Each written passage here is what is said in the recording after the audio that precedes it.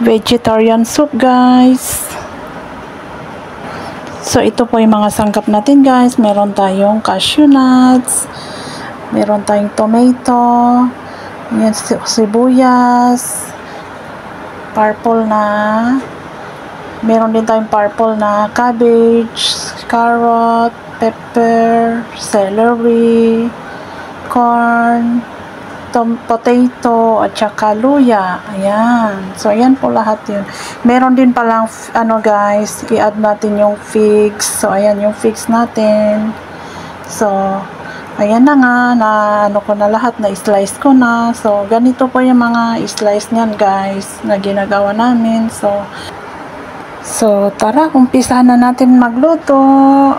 Ayan, samahan nyo ako, guys. Ito nga palang cabbage ko, tomato, mamaya na po yan, last po siya. Start na tayo. So, ayan na nga, lagyan ko na siya ng olive oil, guys. So, ayan, painitin na natin. So, ayan po, pag mainit na yung mantika natin, ilalagay na natin yung sibuyas natin. So, ayan, lagay ko na yung red onion ko. Tsaka haluin po natin siya, guys. Tsaka isunod na natin yung luya. Ayan, haluin po. Pag medyo okay na yung amoy niya, ilagay na natin yung mga... Ayan, pag okay na yung amoy niya, isunod na natin yung mga gulay. Like celery. Ayan, celery. Yung pepper natin, ihulog na rin. Lagay po natin siya at halo-haloin ulit. I-fry natin konti, guys. Ayan, nilagay ko na rin po yung corn. Ayan, pati patatas po. Ilagay na po lahat. Tsaka carrot. Lagay na rin siya. Tsaka yung mga buto natin. Yung cashew nuts, saka figs. At pag okay na siya, lagyan na natin ng tubig. Make sure na yung tubig nyo is pinakulo nyo para madali po siyang kumulo. So, ayan nga, pinakulo ko nga yan. Saka ko siya binuhos para madali po siyang kumulo.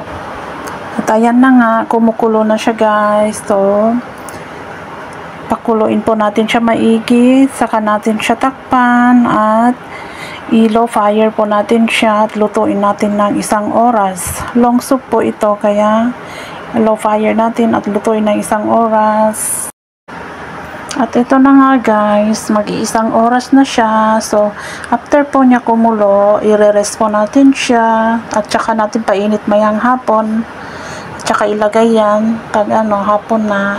Masarap daw kasi paglutuin ng umaga, kaya yan. So, ayan na, at hapon na nga, malapit na yung dinner namin. So, pinakulo ko ulit siya.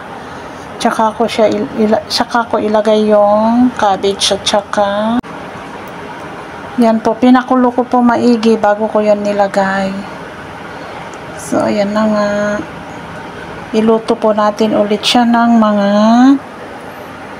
10 or 15 minutes bago yung dinner, guys, kasi gusto nila malambot. Lagyan din natin ng asin, 1 teaspoon, yun lang po nilalagay ko, asin lang.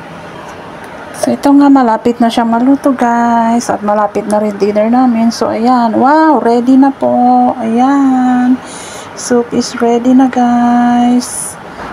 I-try nyo rin, guys. Salamat. Bye.